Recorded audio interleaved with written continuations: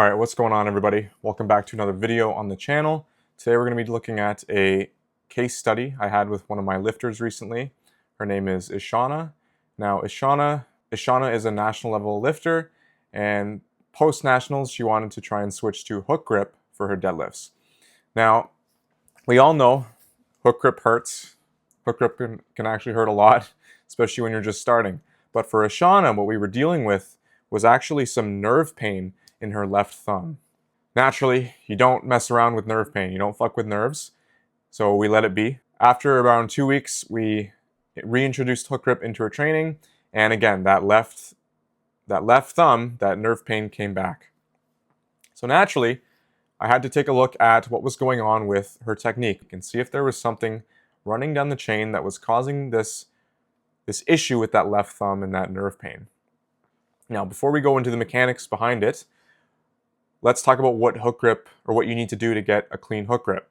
So when you're taking hook grip, you have to internally rotate your arm so that it essentially your upper arm, your forearm, and then it goes into your hand. You need that internal rotation throughout the system.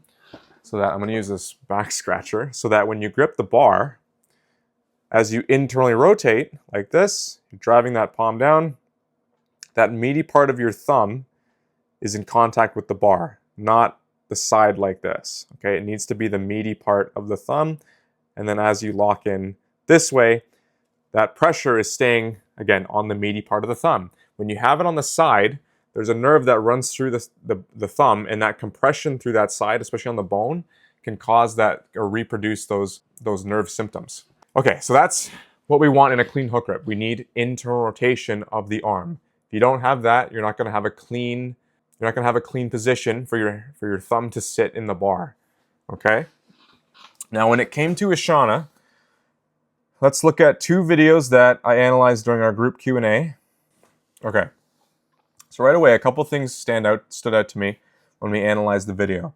Now, these are subtle differences, but they all paint the same picture when you run up the chain. So look at her right arm, specifically in that forearm. You can see the right forearm here is hypertonic relative to the left. Okay, there's more contracture in her right forearm versus the left. Now, this is a good point too, is that you can't just base it off of one thing. Technically, she had made a good point in the Q&A actually that for whatever reason she's getting a lot more stimulus on that right forearm, and so it's just bigger than the left. Very true, that could be a possibility.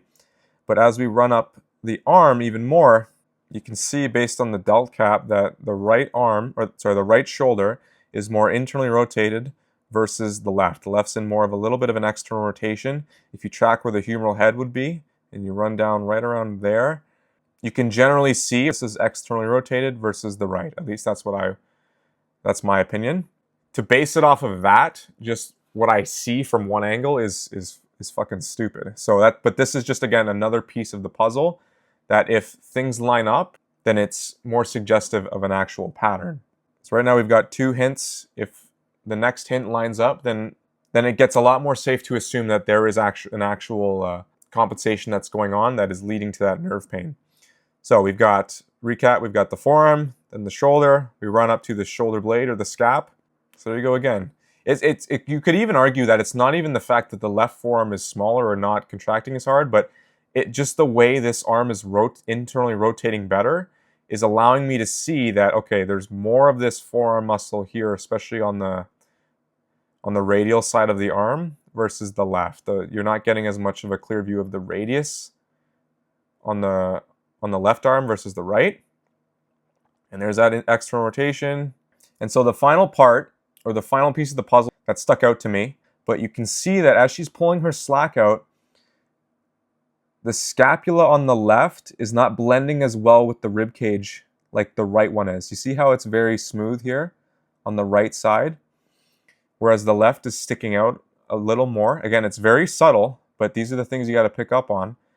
The left side, when you have something like that, that's suggesting to me that left rib cage or the rib cage itself is going through a left rotation, and that's putting the left scapula, in a retraction biased position.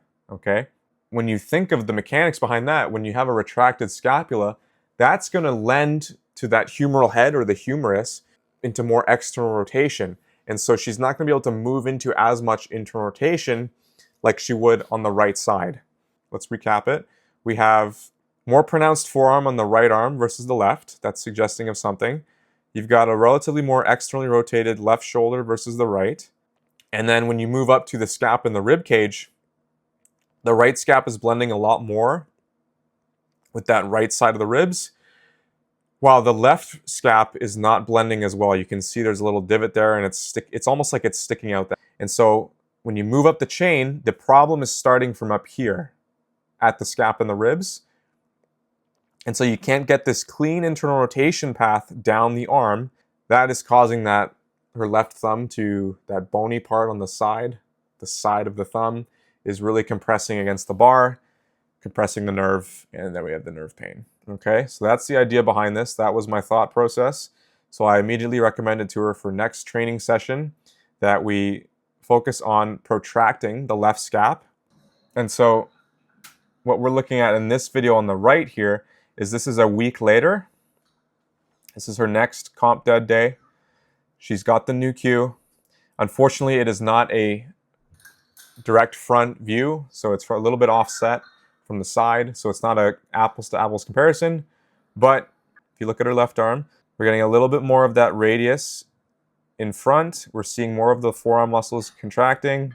Again, I'm not going to say anything about the shoulder position because this is from a side angle. But what is happening now is that her left scap is blending a lot better with that rib cage.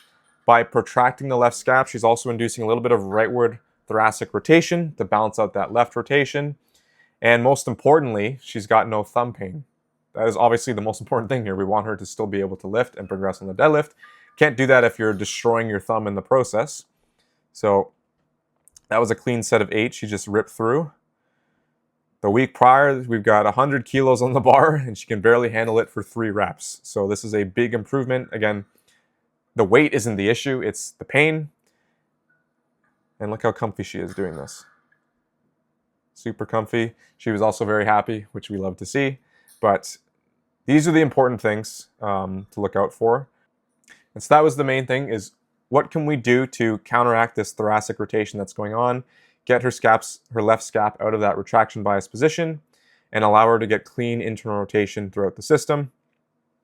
Now she's lifting pain-free and ripping through some weight. So these are the things you got to look out for, right?